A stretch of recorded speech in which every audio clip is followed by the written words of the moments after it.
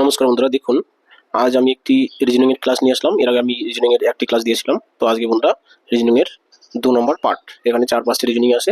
তো দেখুন খুবই খুবই ইম্পর্টেন্ট রিজনিং, কারণ কি এই টাইপের প্রশ্নই পরীক্ষায় আসে। দেখুন যেমন প্রথম প্রশ্নটি নিয়ে আসি।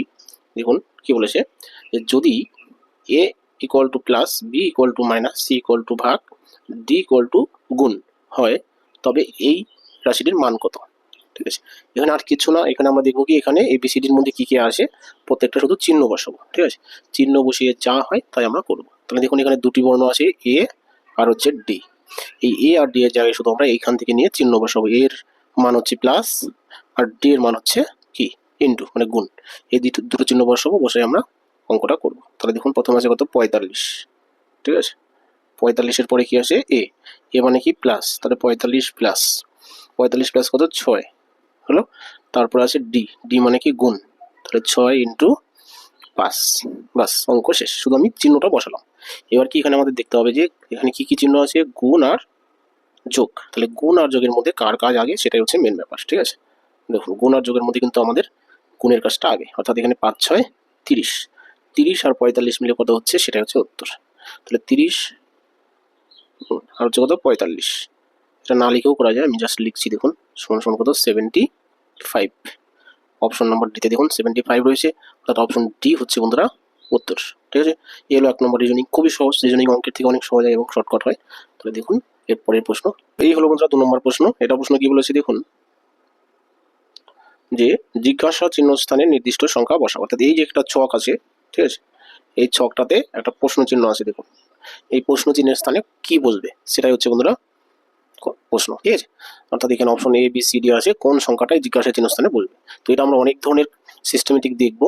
ঠিক আছে, তো আমরা যত তাড়াতাড়ি আইডিয়া করে বলতে পারবো যেটা এই নিয়মে হবে, তত তাড়াতাড়ি রিজনিংটা হবে। যার জন্য আপনার দরকার কি প্র্যাকটিস। যত প্র্যাকটিস করবেন রিজনিং সম্পর্কে তত জ্ঞান আসবে। ঠিক আছে, তো দেখুন আমরা কি দেখবো, যে কি ধরনের সংখ্যা আছে।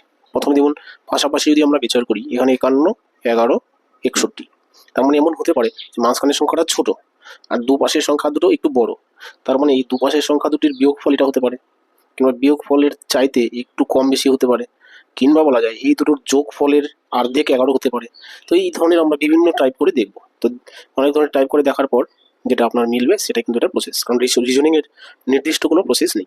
আচ্ছা, যেহেতু আমি এটা আগে করেছি, প্র্যাকটিস করেছি, যার জন্য আমি দেখুন সরাসরি করাচ্ছি যে নিয়মে হবে। দেখুন বন্ধুরা, এই যে প্রথমে আছে 51। ঠিক আছে, 51কে আমি যদি একটু দেখাচ্ছি, 51 মানে কি 5 × 1 হলো।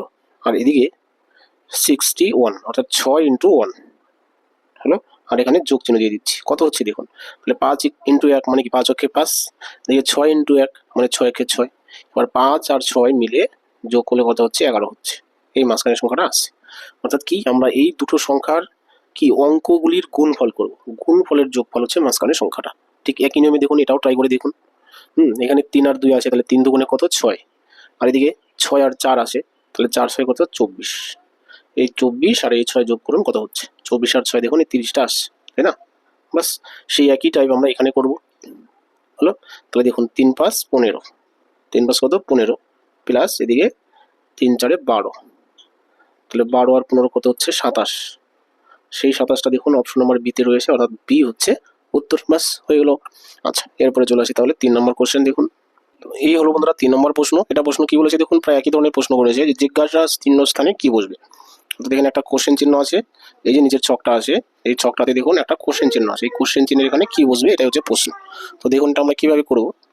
তো আমরা একটু লক্ষ্য করছি, দেখুন 2 4 14 এদিকে, অর্থাৎ এই দিয়ে ধীরে ধীরে বেড়ে গেছে। এখানেও 3 5 22, অর্থাৎ এই দুটো সংখ্যা দিয়েই এই বড় সংখ্যাটা তৈরি হয়েছে। ঠিক আছে, কিভাবে তৈরি হয়েছে দেখুন, আমরা একটা প্রসেস করছি। আমরা কি করবো, যে প্রথমে যে সংখ্যাটা আছে সেখানে আমরা একটা 1 যোগ করে দিব। তাহলে কত হলো, 2 আর 1 3 হলো, তাই না? 3। এবার সেই 3 এই 4-এর সাথে গুণ করবো। 3 4 কত, 12 হলো, প্লাস এখানে আরো একটা 2 যোগ করবো। এবার 12 আর 2 কত হচ্ছে, এই 14টা আসছে। আবার বলছি দেখুন 2 নম্বর পার্ট থেকে এখানে প্রথমে যা আসে তার সাথে একটা কি করবো, 1 যোগ করবো। হলো, তাহলে 3 আর 1 কত হলো, 4। এবার সেই 4 এই 5-এর সাথে গুণ করবো, তাহলে 4 5 20 হলো। তার সাথে কি করবো, আরো একটা 2 যোগ করব। এবার 20 আর 2 কত হচ্ছে, দেখুন 22টা আসছে, তাই না? ঠিক একই কাজ আমরা এখানেও করব। ঠিক আছে, এখানে যা আছে তার সাথে একটা 1 যোগ করব। হলো, সেই ফলটার সাথে এই ফলটা কি করব, গুণ করব, তাই না?